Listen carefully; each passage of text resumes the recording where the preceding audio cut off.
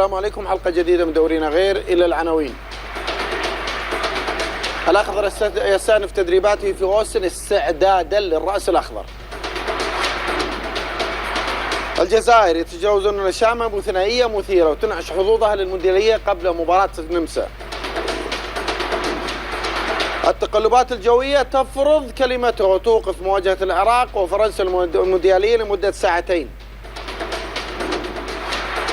كريستيانو رونالدو يكتب التاريخ كأول لاعب يسجل في 6 نسخ مختلفة في المونديال.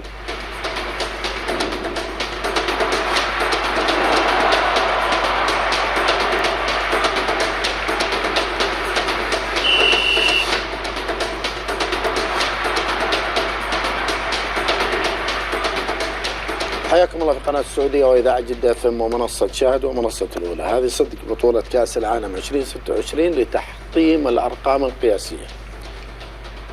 والتاريخ هو من يكتب التاريخ، والحديث عن رونالدو بالتحديد. أكبر لاعب عمرا في نهائيات كأس العالم يسجل ثنائية. أول لاعب يسجل في 6 نسخ من كأس العالم، وأعتقد هذه صعبة تتكرر. هداف التاريخي للبرتغال في كؤوس العالم. لذلك التاريخ هو من يكتب التاريخ، وبالتحديد رونالدو. أنا خالد الشنيف، ضيوف الكرام أحمد عطيف، مساء الخير. مساء النور. خالد سعد، مساء الخير. مساء الخير أبو الوليد. لابس أبيض اليوم، أبيض وأسود، ما فهمتها يعني.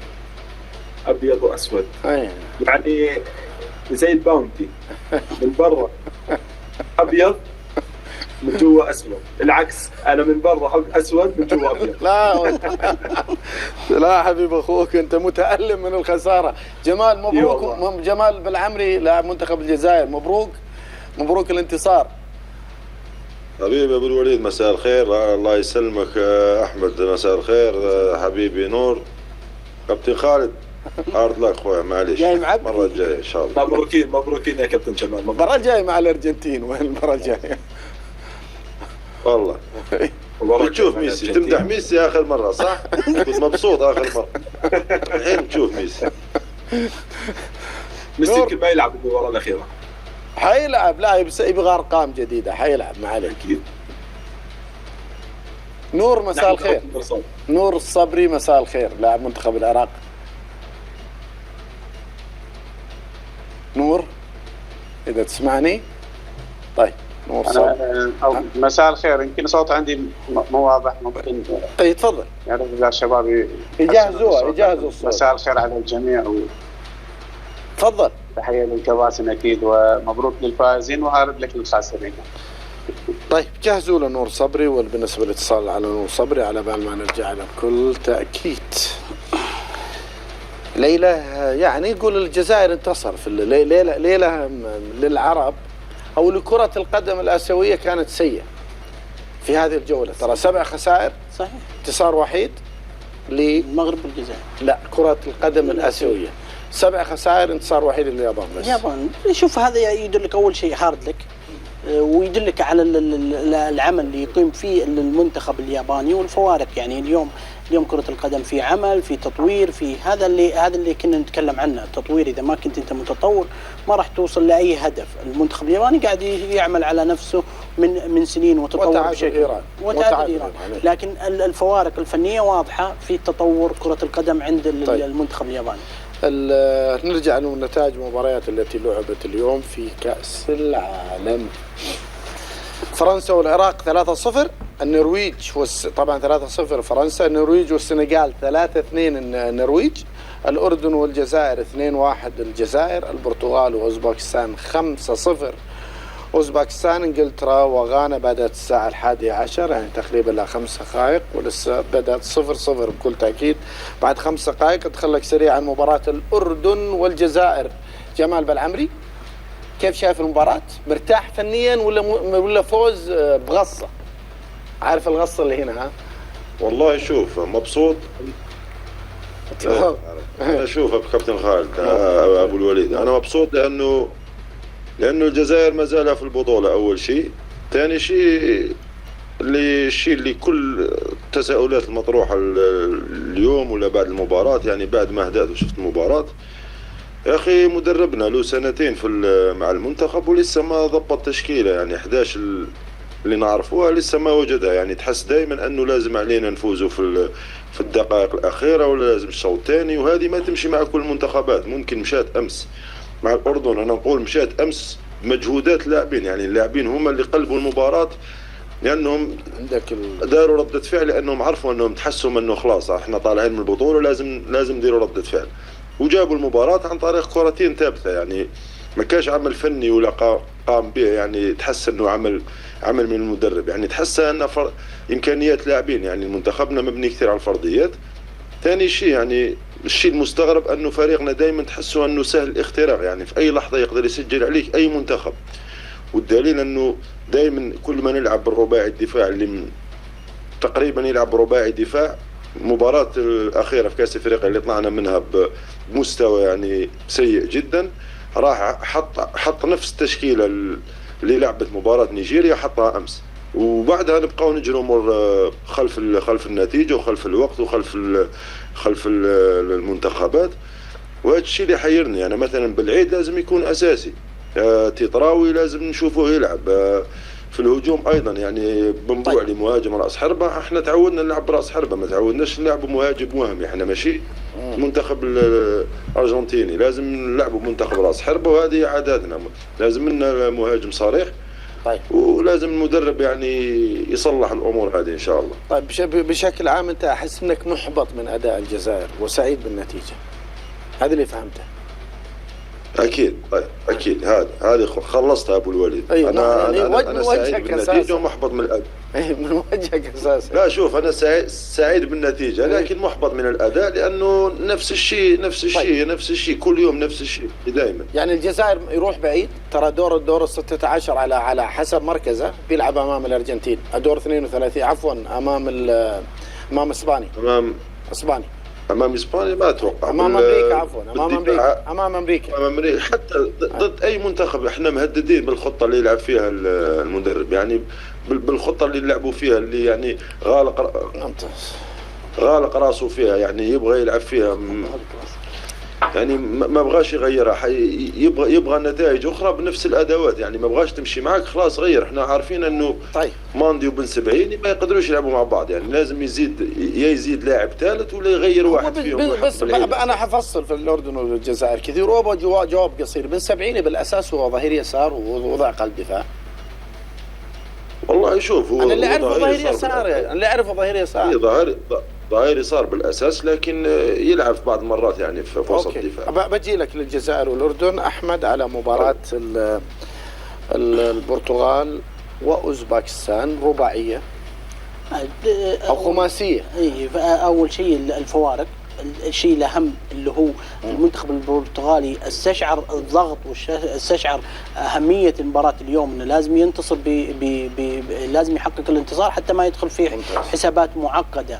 الدخول اليوم واضح، التركيز العالي، اللاعبين كان عندهم رغبه، رده الفعل من اللاعبين كان عندهم رغبه. اعتقد الهدف الاول اللي احرزه رونالدو في الدقيقه السادسه هي اللي سهلت المباراه بشكل كبير، والفوارق الفنيه برضو. يعني تكلمت امس على ميسي، سمعت غزل في قولي، سمعت قبل امس وقبل غزل في ميسي غير طبيعي. الرجال مسجل هدفين ولا سمعتك تتكلم عنه. شوف رونالدو، شوف ميسي يسجل من لا شيء، ورونالدو ميسي هو اللي يصنع لنفسه. رونالدو الان في العمر هذا تكلم الان في العمر هذا لابد انك انت تصنع له، عكس ميسي هو يصنع لنفسه، هو اللي يبحث لنفسه. والارقام اللي يحققها بالعكس هو اسطوره رونالدو، لكن ميسي فارق. يعني رونالدو ما حد يتكلم عليه، رونالدو لاعب اسطوره ومن اساطير كره القدم، هو يعد ثاني افضل لاعب في العالم على مر التاريخ بعد ميسي. لكن ميسي هو اللي يخلق لنفسه كل شيء، يعني هو اللي يسوي كل شيء في الملعب. يعني ميسي هو اللي يصنع، ميسي هو اللي يراوغ، ميسي هو اللي يسجل، ميسي هو اللي يفوز الارجنتين. ترى ممكن تقابل البرتغال والارجنتين في دور الثمانية، ميسي ولا رونالدو؟ كعناصريا لا، من اللي يفوز؟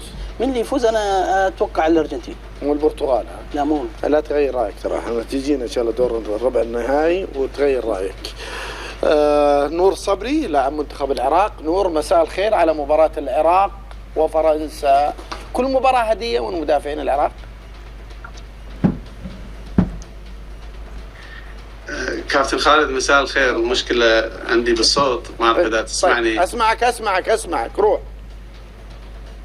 تفضل. تحية لك وكابتن أحمد أكيد والكباتن. وما أعرف سؤالك كان عن مباراة يوم أمس ترى. أي أكيد قلت أكيد صحيح.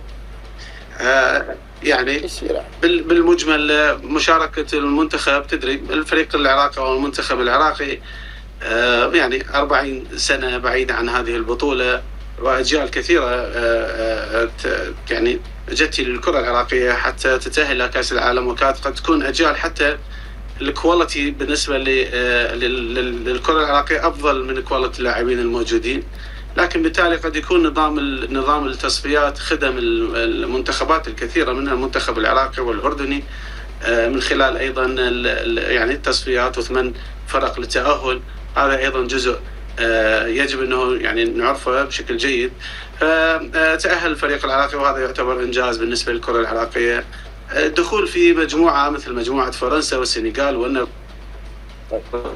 الأقوى قياسا بباقي المجموعات، لاعبين ما عندهم خبرة البطولة هذه العالمية المحفل الكبير، صعب جدا يكونون بأفضل حال. واضح جدا يعني يلعب شوط أول بشكل جيد، لكن أمام القدرات والإمكانيات المقابلة بالنسبة للنرويج بالنسبة لفرنسا أنا أشوفها كانت صعبة جدا. أكو هناك مكتسبات، يجب أن نعترف أنه هناك مكتسبات، لكن بالعموم الأخطاء أيضا أخطاء كانت كارثية، وأخطاء يعني ما تصدر من لاعبين منتخب دوليين. لكن بالتالي هذا ما حدث يوم أمس. يعني الكثير كان يتوقع النتيجة قد تكون أكبر، يعني قياسا بفرق الإمكانيات مع الفريق الفرنسي. الفريق الفرنسي بطل العالم، وأيضا يمتلك لاعبين على مستوى عالي، مبابي، ويعني قائمة معروفة. كان ممكن توقع النتيجة أكبر، وكان الكثير من الجماهير الرياضية غير متفائلة. لكن أنا أشوف في النتيجة بالثلاثة أهداف اللي أنا أشوفها جدا طبيعي. ممتاز. على كلام نور صبري، الوضع يقول ترى طبيعي اللي يحدث العراق، واللي قاعد حدث العراق طبيعي من نرويج إلى فرنسا، ولسه ترى باقي السنغال. ترى في مجموعة يعني التأهل فيها للعراق بنسبته أقل من 1%. هذا هو وجهة نظري. إلى يعني لكن خالد أيضا أكو أمل يعني بالمجموعة. يعني أكو نعم يعني على الورق أنا يعني أؤمن أنه الفرق الإمكانيات واضح ونعترف به. اللي ما يعترف بهذا الموضوع أنا أعتقد هو عاطفي أكثر. إيش اللي مزعلك؟ إيش اللي مزعلك كعراقي؟ كاملة بإمكانياته.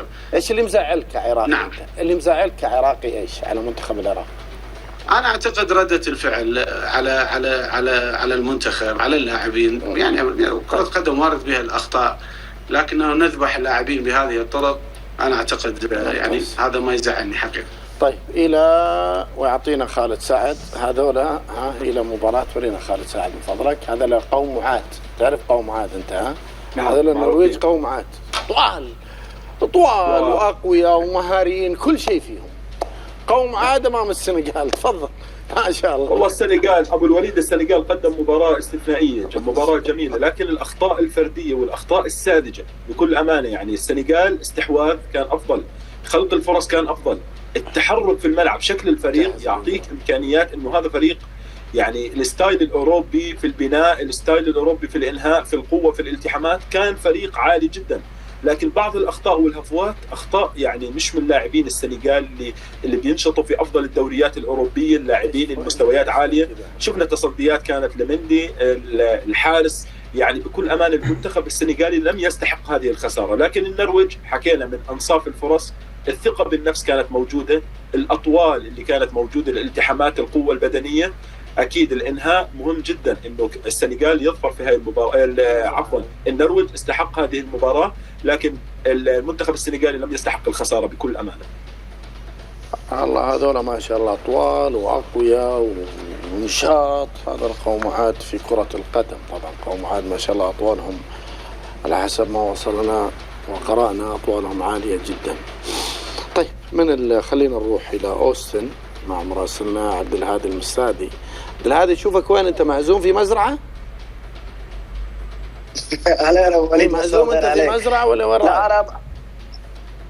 لا انا موجود بالقرب من التدريبات، لكن حول الملعب ممنوع التصوير ابدا.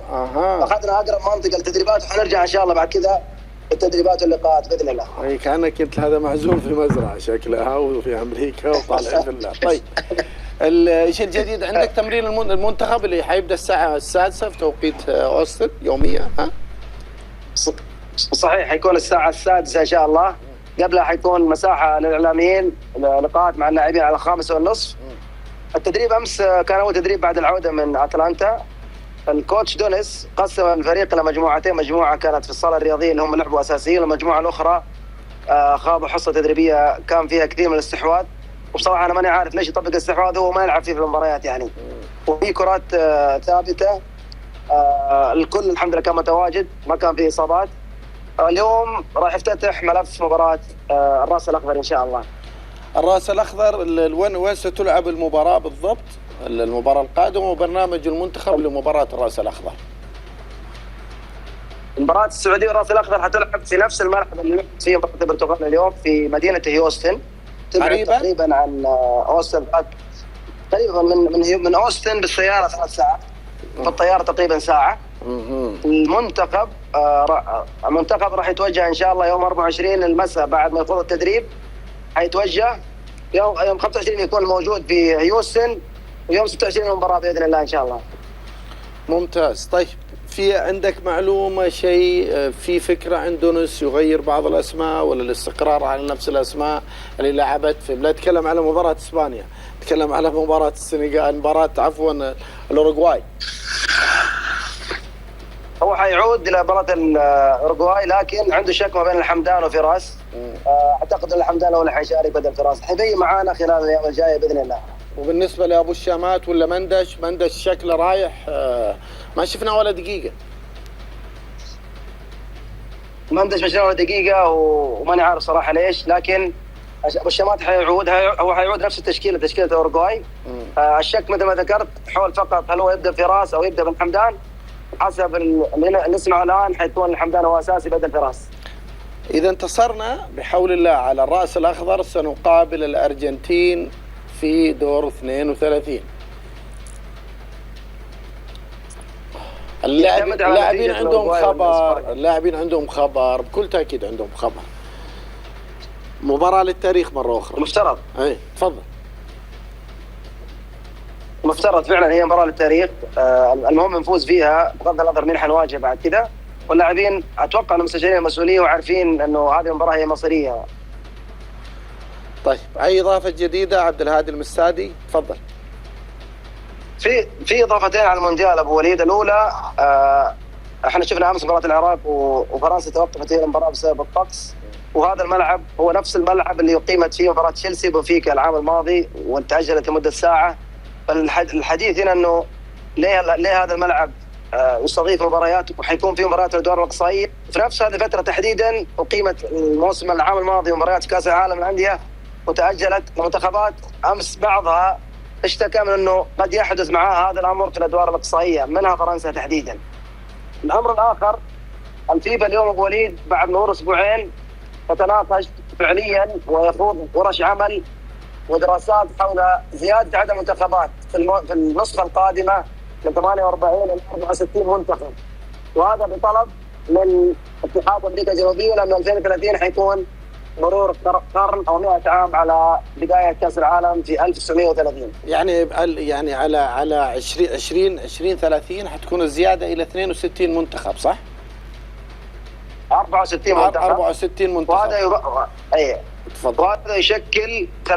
وهذا يشكل 30% من الاعضاء اللي يشكلوا الفيفا. اليوم عدد المشاركين 22% فقط. فاتحاد امريكا الجنوبيه وبعض الاتحادات يقول لك لا نبغى نرفع حتى نعطي فرصه مثلا ايطاليا، الكاميرون، نيجيريا يكونوا حاضرين في نسخه استثنائيه النسخه القادمه. طيب عفوا بس اللي فهمته منك 2030 حتكون 64 و2034 لما تكون مستضافه في السعوديه 64 ام 48؟ لا الى الان ما حسم، الى الان هو القرار حاليا يدرس. ايوه يدرس لكاس عالم واحد ولا مستمره؟ كله يدرس، هل يكون نسخه واحده، هل يكون نسختين، الفيفا يخشى من اليويفا، لانه اليويفا رافضه الفكره تماما. فعشان كذا احنا نشوف رئيس الفيفا بطياره مسلوكيه كل شويه بملعب مع فريق عمل يدرس احتماليه رفعه، هل يكون نسخه واحده او على طول مع نهايه البطوله نهايه الموسم حنعرف يعني. عبد الهادي المستهدي مراسلنا في أوستن مع المنتخب السعودي، شكرا لك، يعطيك العافية عبد الهادي المستهدي. أنا ذولا شكلهم ناويين 64 صدقة. أنا في فكرة سمعتها قبل فترة، أنا أعتقد أنها مضرة بكرة القدم صراحة. شباب إذا لكم مرات تدخلوا يا شباب. أنا أعتقد اليوم أنك أنت مع احترامي اليوم كأس العالم هو منافسة عالية، كأس العالم اليوم أنت تبحث على أعلى المنتخبات عشان تشوف منافسة شرسة، عشان تشوف أنت كم ودك العدد؟ أنا ودي ترجع ل 32 حتى 48 لا بالنسبة لي. كان ما شفنا السعودية لو أشوف اللي يستحق. كابتن خالد أنا تفضل نور. يعني ما اريد اقاطع كابتن احمد، لكن حقيقه انا يعني مع كلام يعني كابتن احمد بهذا الخصوص، لانه اعتقد الحقيقيه في بعض الاوقات التاهل الى كاس العالم اللي راح يصبح يعني مثل الواحد اللي رايح اي بطوله مع كل الاعتزاز. يمكن بعض المنتخبات يخدمها هذا النظام لانه تكون قادره على التاهل من خلال فرص التاهل من خلال البطاقات الكثيره، لكن بالعموم أنا أشوفه نعم ستفقد الكثير من، خاصة أنه تزيد عدد المنتخبات بهذا العدد الآن اللي تلعب به البطولة. أنا أعتقد هناك أمور كثيرة النور. أنا يعني أعتقد أن الفيفا تبحث عن غير مكتسبة من هذه البطولة. بالنسبة لي أنا أشوف الفيفا تبحث عن الأمور المالية التجارية، يعني يعني الزيادة هي اللي تبحث. نعم تبحث نعم لكن أكيد. أما فنيا قاعد تقلل منها بشكل كبير على مستوى أن المنتخبات اللي تتأهل، حتى المنتخب السعودي أنا بالعكس 32 يعطيك أن أنت تعد منتخب أقوى، ما تتأهل، ما يصير طموحك مجرد أن التأهل فقط، أنك تعد. لما تعد منتخب أقوى بتروح تشارك بشكل أقوى، بتروح بتعرف أن المنافسة أقوى، يعني هذا شيء بالعكس يرجع لك حتى أنت إيجابيا. أما لما ترجع لكأس العالم 2030 بعدين المنتخبات إذا كان 10 منتخبات من آسيا إذا زادوا عدد في طيب سهل. مع ارتفاع مستوى كرة القدم وتقارب المستويات اللي نشاهدها خالد، أليس من حق الفيفا رفع العدد؟ اكيد. احنا شوف ابو الوليد، يعني ان اسوه في بطوله دوري ابطال اوروبا تحدثوا عن زياده عدد الفرق، زياده النظام في البطوله، زياده عدد المباريات. كثير من الناس انتقدوا هاي الفكره، لكن احنا اليوم لما نوصل للادوار الاقصائيه ممكن احنا نشوف فعلا شغف في البطوله، ممكن نشوف تنوع في هاي البطوله. فعلا في منتخبات تطورت، في منتخبات من اسيا ما زالت تتطور، في منتخبات من اوروبا، منتخبات مغموره. احنا اليوم وين كنا شفنا الكونغو، وين كنا شفنا الكاب فيردي، يعني منتخب الراس الاخضر من المنتخبات يعني بكل امانه يقدم كره قدم جميله وتدل على تطور الكره في افريقيا.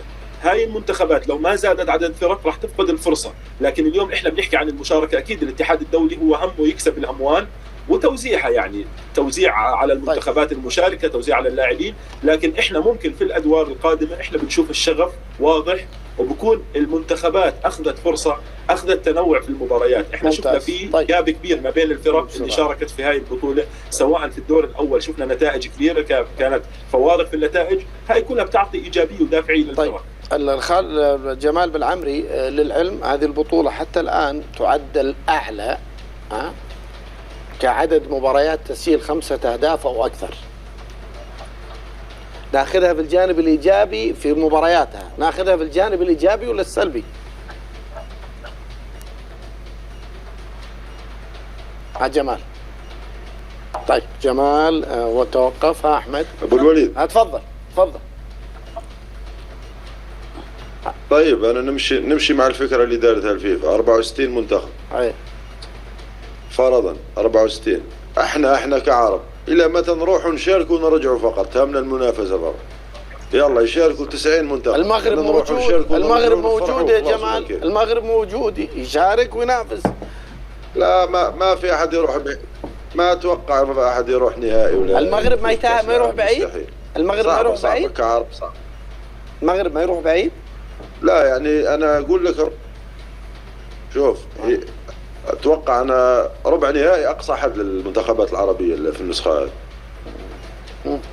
صحيح، انا اتفق معه. هو قال يعني حتى لو وصلناها ل 90 وش طموحنا احنا؟ هل هو المشاركه؟ المغرب النسخه الاخيره خلي المغرب. واذا كان المغرب، اذا احنا نتكلم على يعني بس اذا كان اليوم بس المغرب. تفضل يا نور لما تكلم. يعني اكيد ما انت ما تختصر الفرق العربيه بفريق من منتخب واحد. نعم المغرب منتخب، وتجربه المغرب على فكره يجب ان يؤخذ بها وتدرس بشكل جيد باقي المنتخبات العربيه. اما انه انت تعتمد فقط على المنتخب المغربي هو من يمثل كل المنتخبات العربيه، لا انا ما ايد هاي الفكره اكيد. يعني صحيح المغرب اوكي يمثل العرب ويمثل قاره افريقيا ويمثل نفسه، لكن الى متى احنا المنتخبات المتبقيه اذا وصل حتى العدد زي ما قال جمال الى 90 ونروح نشارك ونرجع؟ يعني بالعكس هذا ما عندك استدامه على مستوى. انت اليوم كاس العالم تحتاج اللي هو العمل المستدام، العمل اللي في خلق اجيال، خلق لاعبين مميزين. انت كل طيب منتخب. انا قاعد اسمع كلامكم. عفوا خالد بس نعم كابتن عفوا قاعد اسمع كلامكم جلد في الذات للمنتخبات العربيه.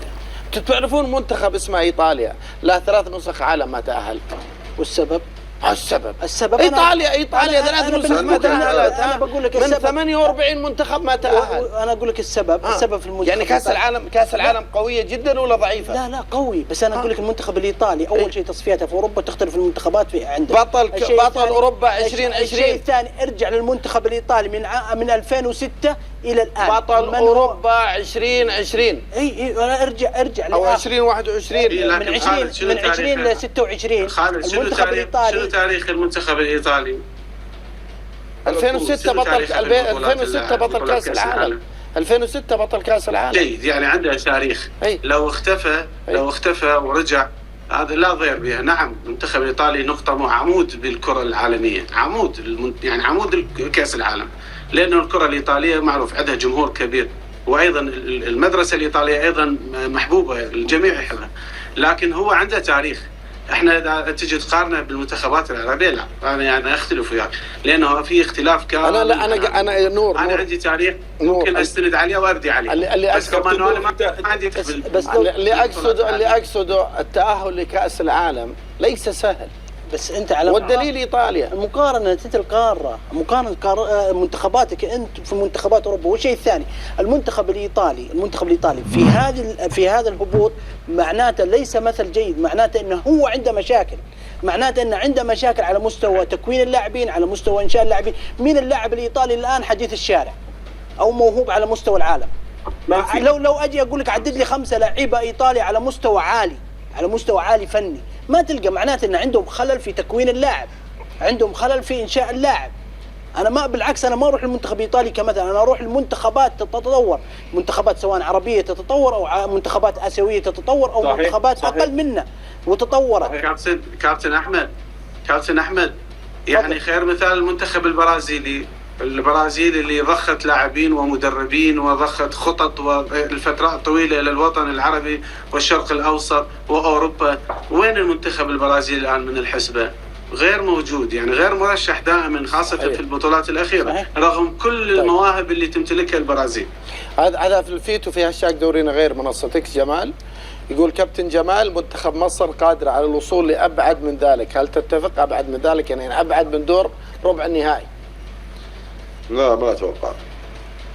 ليش؟ صراحه ما اتوقع. ليش ما تتوقع؟ والله ما اتوقع، لانه مستوى المنتخبات العربيه تقريبا كله متقارب، ما عندهم يعني اذا لعبوا ضد المنتخبات الاوروبيه يعني الصنف الاول، خليني نقول الصنف الثاني يعني مثله ما ادري مثلا هولندا، وهذه راح تكون المأمورية صعبة يعني صراحة، يعني فوارق فنية كبيرة بالمنتخبات، لازم نتقبلوا الأمر هذا. يعني منتخباتنا العربية تعاني، يعني تكلم أنت عن المنتخب المصري، أوكي منتخب مصري واقف منيح، يعرف يدافع يعرف يهاجم، لكن أكثر من ربع النهائي أتوقع ما في منتخب عربي راح يوصل نصف نهائي. أنا قاعد أقول احترامي يعني. طيب أنا قاعد أسمع أساسا في الإعلام المغربي والإعلام المصري يأملون في الوصول إلى دور نصف النهائي، ومن حقهم.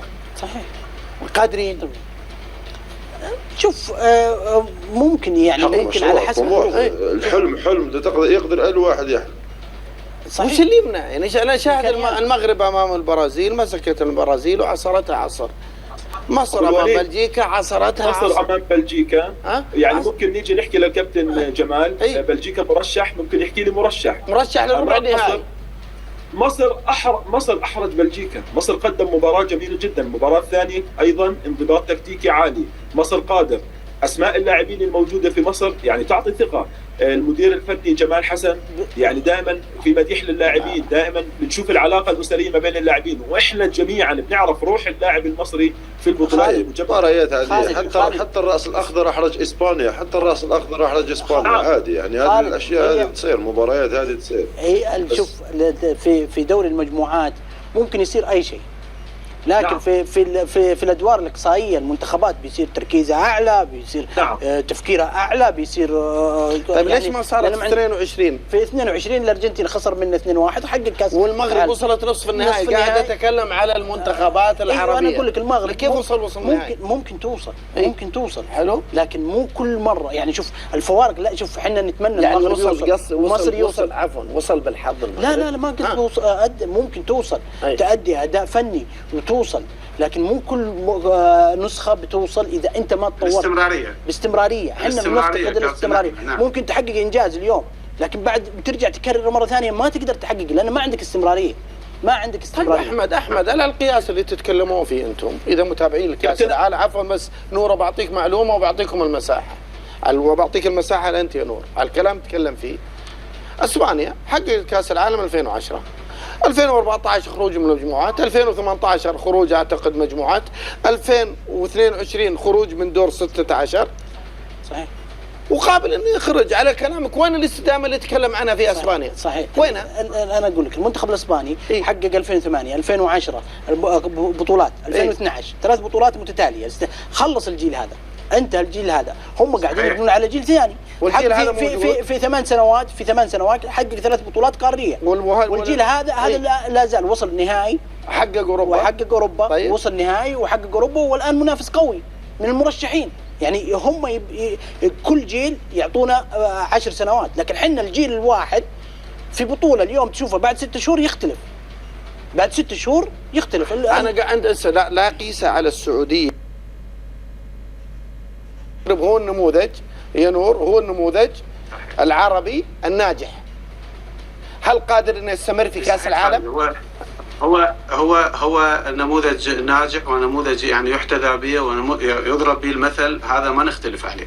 والجميع يتوسم بالمغرب دائما المثل بعيدا. بس انا يعني مع احمد ايضا مع الكباتن بخصوص نقطه. احنا الان كل الفرق العربيه تبحث عن ماذا؟ نصل نقطه احنا كلش سعيدين نكون يعني نسجل هذا نخليه بالتاريخ ونبروزه. نور نبغى اداء كويس، ما نبغى نقطه، نبغى اداء كويس. لا والاداء ايضا. انت تخيل لما تحصل نقطه وتسجل هدف تخليه في برواز وتحتفظ به الى سنوات طويله. صحيح. فمساله الاستمراريه، مساله انه المنتخبات العربيه تذهب بعيدا في هذه البطوله يعني يحتاج وقت طويل. ليش؟ لانه العمليه مو فقط انه انت حتى في الدوري السعودي الان، الدوري اللي عليه كل الانظار. انا عملت 2 سنين كمحلل في دوري روشن وشفت مدى التطور الكبير في استقطاب اللاعبين ايضا. لكن اللاعب المواطن يجب انه ياخذ مساحه اكثر حتى يتطور، حتى يروح يحقق هذه النتائج اللي انت تبحث عليها احنا كعرب. لكن يروح المنتخب السعودي مثلا بطوله اسيا يخفق ويرجع، معناها في مشكله. فلذلك وهذا طبعا يعني الكلام يروح على كل المنتخبات. فمساله تحقيق نتائج كبيره والذهاب بعيدا في كل البطولات العالميه للمنتخبات العربيه يحتاج الى عمل طويل ومدارس خاصه، والقاعده الاساسيه الاهتمام بها بشكل اكبر لبناء جيل. المنتخب الاسباني دائما يخرج اجيال. المنتخب الياباني اللي هو من اسيا كيف يتعامل مع المسألة؟ يخطط للبعيد إلى أن يصل اليوم المنتخب الياباني شنو يسوي؟ يحرز كل الفرق ويفوز، وأصلا ما يفكر بدور المجموعات. المنتخب الياباني يفكر كيف يروح المباراة النهائية. هذا هو العمل اللي احنا صعب علينا جدا. سامعني قاطعك يا حبيبي يا ابو الوليد احمد، كابتن خالد نور. المنتخبات كلها هاربه المركز الثالث عشان تجتنب منتخبات اوروبيه تقول لي نتوج في كاس العالم. والله من جد نتكلم، خلينا واقعيين يعني. للمغرب ممكن يكون الأول. ما راح الاول في المجموعه. اي حيفوز على هايتي بفرق 5 أو 4 والله وياخذ الاول. اذا راحوا الاول كويس. ومصر بياخذ الاول. ومصر بياخذ الاول. بس والباقي كلهم يتجنبون المنتخبات، يعني يحسبون مع مين بنلعب. لا لازم ثالث عشان ما نواجه اسبانيا، واحد هارب من بلجيكا، وواحد هذه نقضوا كاس العالم هارب من المنتخبات. يعني انت لاحظه، انت قصك انت قصك الجزائر ما تبغى تروح ثاني عشان ما تلعب مع اسبانيا؟ والله انا ودي ما ودي اواجه اسبانيا صراحه كمنتخب. لا تلعب كاس عالم، لا تلعب كاس عالم اذا تفكر بالتفكير. انا ما ودي اواجه اسبانيا الصراحه. اسبانيا واجهتوها انتم امس واول امس وشفنا اللي صار. انا ما ودي اعيش تجربتكم، والله ما ودي اعيشها الصراحه. بتعيشها وتفوزون ان شاء الله. نقول يا رب تفوزون على اسبانيا. يا رب ان شاء الله. تعادل. تبغى تعادل بعد في الادوار الاقصائيه؟ احنا بنقابل ميسي ان شاء الله مره ثانيه ونطلع يا جمال. بس عندنا ان شاء الله تفوزون. يلا والله صدق كل قاعد نبكي على جروحنا. اتكلم كعرب وهذا شيء مؤلم لي. اني قاعد اسمعه، واحد من العراق، واحد من الجزائر، واحد من الاردن، يعني نبكي على جروحنا. وصدق يعني متى نشاهد منتخب عربي او المنتخبات العربيه تتسيد راس مجموعه وتصل على الاقل في دور 16 4 الى 5 منتخبات عربيه، في دور الثمانيه 3 الى 4 منتخبات عربيه، فتره طويله جدا. انفتينو رئيس الاتحاد الدولي وحديثه عن وقت شرب الماء ولماذا. This decision is based purely on the sporting equity and the sporting merits. And I want to stress this because I hear as well it's about money or things like it is not. We don't make $1 more revenues in FIFA with these hydration breaks because all our contracts were signed well ahead of the decision to have these breaks. Broadcasters maybe they generate more. I don't know. That's great for them, but for us we make zero additional revenues. And let me say one more thing. I attended the Champions League final this year in Budapest. Great match between Arsenal and Paris Saint-Germain. It was in Budapest in the evening, 20-something degrees, so not hot. There were hydration breaks as well in that match. I didn't hear anyone complain.